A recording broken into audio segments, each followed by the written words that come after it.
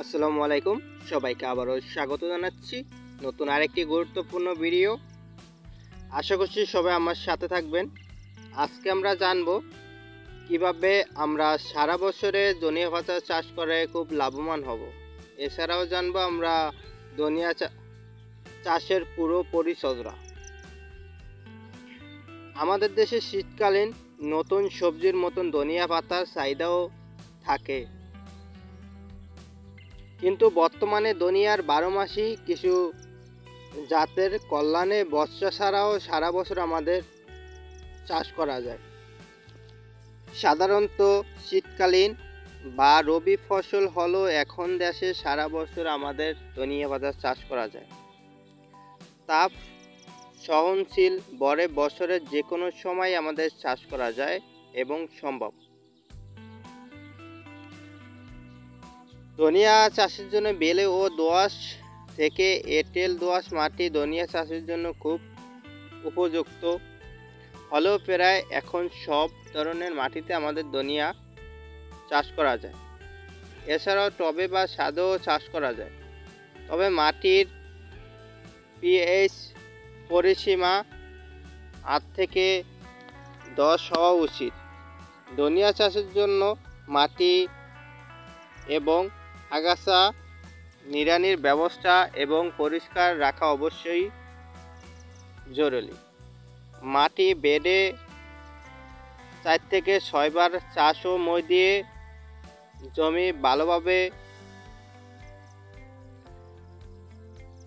করে নিতে হবে এবং শেষ চাষের আগে জমিতে গোবর সার দিতে হবে। পাতার জন্য আমাদের সারা বছর ধনিয়া চাষ করা যায়, কিন্তু বীজের ক্ষেত্রে শুকনো ও ঠান্ডা আবহাওয়া প্রয়োজন। এজন্যই বীজের ক্ষেত্রে শীতকাল বা রবি মৌসুমে চাষ করা হয়। ধনিয়া বীজের ক্ষেত্রে গাছে ফুল আসার সময় মেঘলা আকাশ, বৃষ্টিপাত বা কুয়াশা হলে রোগ পোকার আক্রমণ হয় এবং বীজ সংগ্রহের ক্ষেত্রে সমস্যা হয়। ধনিয়ার বীজ বপনের জন্য গোড়া এবং পদ্ধতি ব্যবহার করতে হবে। ধনিয়া পাতার জন্য আমাদের সেপ্টেম্বর মাসে এবং বীজের জন্য অক্টোবর মাসে মাঝামাঝি থেকে ডিসেম্বর মাঝামাঝি পর্যন্ত আমাদের বপন করা যায়। জমি 30 সময় লাইন করে অথবা ছিটিয়ে বীজ বনে হালকা করে মাটি দিয়ে ঢেকে দিতে হবে। তারপরে হালকা পানি দিয়ে সাধারণত 7 থেকে 10 দিনের মধ্যে চারা বের হয়। বর্তমানে আমাদের ধনিয়া 12 মাসি জাত আছে, যা সারা বছরই আমাদের চাষ করা সম্ভব। বীজ বপনের আগে পানিতে 24 ঘন্টা ভিজিয়ে রাখতে হবে। বীজ ছিটিয়ে বপন করলে হেক্টর প্রতি আমাদের 8 কেজি বীজ ব্যবহার করতে হবে। মিশ্র ফসল হিসাবে সার পদ্ধতিতে বপনের জন্য 4 থেকে 5 কেজি বীজের প্রয়োজন হয়।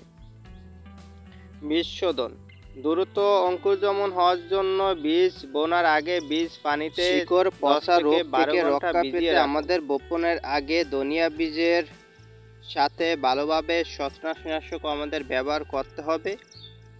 অনেকেই রবি মৌসুমে ধান কেটে পর চাষ দিয়ে সেই জমিতে বীজ ছিটিয়ে দেওয়া, এতে কম খরচে ভালো উৎপাদন পাওয়া যায়। ধনিয়া ভালো ফলন পেতে মাটির ধরন অনুযায়ী সার প্রয়োগ করতে হবে, তবে জমিতে যতটুকু সম্ভব জৈব সার ব্যবহার করলে মাটির গুণাগুণ ও পরিবেশ উভয়ই ভালো থাকবে। ধনিয়া চাষের হেক্টর প্রতি গোবরের সার 8 থেকে 10 টন, ইউরিয়া সার 280 থেকে 310 কেজি, টিএসপি সার 110 কেজি থেকে 130 কেজি, এমওপি সার 90 থেকে 110 কেজি, জিপ সার 60 থেকে 65 কেজি, জিঙ্ক সালফাইড 12 থেকে 15 কেজি সার আমাদের প্রয়োগ করতে হবে। জমি চেরির সময় অর্ধেক গোবর, টিএসপি ও অর্ধেক এমওপি সার প্রয়োগ করতে হবে।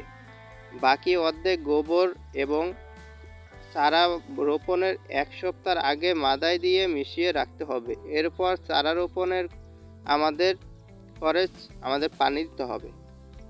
ইউরিয়া এবং বাকি অর্ধেক এমওপি সার 2 কিস্তিতে প্রয়োগ করতে হবে। চারা লাগানোর 8 থেকে 10 দিন পর এবং দ্বিতীয় কিস্তিতে অর্ধেক ভালোভাবে গোবর সার মিশিয়ে আমাদের সার দিয়ে পানি দিয়ে দিতে হবে।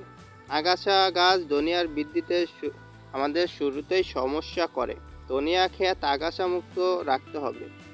1 বা 2 বার আগাছা পরিষ্কার করতে হবে। বীজ বপনের পর প্রথমবার 4 সপ্তাহ এবং দ্বিতীয়বার 5-6 সপ্তাহ আগাছা পরিষ্কার করতে হবে। এছাড়াও মাটি অনুযায়ী আমাদের পানি দিতে হবে। বীজ বপনের পরপরই আমাদের প্রথম পানি দিতে হবে। পরবর্তী পানি 10 থেকে 12 দিনের ব্যবধানে আমাদের দিতে হবে। দর্শক, আজকে আমি এখানেই বিদায় নিচ্ছি। আল্লাহ হাফেজ। আসসালামু আলাইকুম।